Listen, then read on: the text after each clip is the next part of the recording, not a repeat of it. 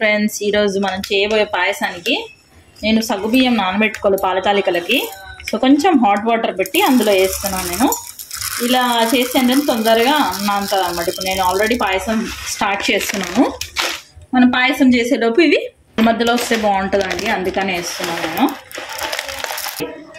మరి కొద్దిగా ఇది పాల తాలికలు ఆల్రెడీ రెడీ చేసి పెట్టుకున్నాను కదా, నేను కొంచెం గాలికి పెట్టాను అనమాట.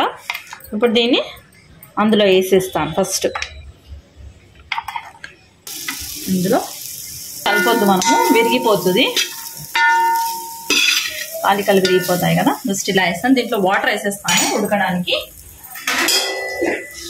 పాల తాలికలు ఫస్ట్ డైరెక్ట్ పాలేస్తే ఉడకడం ప్రాబ్లం అవుతుంది. ఫస్ట్ కొన్ని నీళ్ళు వేసి కొద్దిగా వాటర్ వేసి ఉడికించుకోండి. ఉడికాక మనం మళ్ళీ వేస్తాం. ఇది ఉడికాక మనం చిక్కగా మరిగించి పెట్టుకోవాలి పాలు. మీరు రెడీగా పాలు చిక్కగా మరిగించిపోయిన ఒక 1 లీటర్ పాలు ఆల్రెడీ మరిగించి పెట్టాను. బియ్యం పిండి తీసుకొని వాటర్లో డైల్యూట్ చేసి పెట్టుకోవాలి. ఇది ఏంటంటే మనం ఇది పాయసం అవుతుంటే మధ్యలో వేస్తాను నేను చిక్కబడడానికి.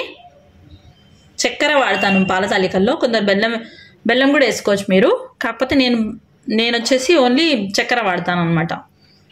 ఇందులో ఇలాచి బాగా ఒక 6 నుంచి 7 ఇలాచీలు దంచానండి. దంచేసుకోవాలి, మంచి సువాసన వస్తుంది. ఇలా అవుతుంటాయండి.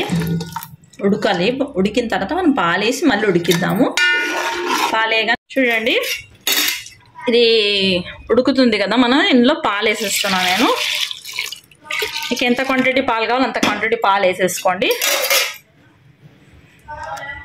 ఈ పాయసం అయితే స్పెషల్ ఏంటంటే అండి, ఈరోజు చేస్తే ఈరోజు తింటాం కదా మనం, రేపటికైతే ఇంకా బాగుంటుంది. ఎందుకంటే ఈ ఉండ్రాళ్ళలోకి పాయసం పోయి ఇదంతా పాలు షుగర్ అంతా మా ఇంట్లో ఇలాగే తింటారండి, అందుకే ఈ మెథడ్లో చేస్తున్నాను.